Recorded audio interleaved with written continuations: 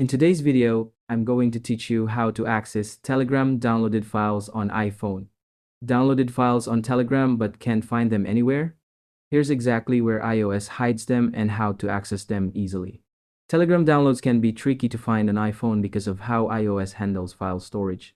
Unlike Android, iPhone doesn't have a traditional file system that's easy to browse, but your downloaded files are definitely there. When you download something in Telegram, it's initially stored within the Telegram app itself. To access these files, open Telegram, go to Settings, then Data and Storage, and look for Storage Usage. This shows you all downloaded content organized by chat. But here's the better method.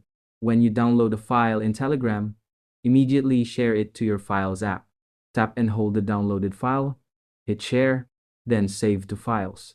Now it's in your main iOS file system where you can access it from anywhere.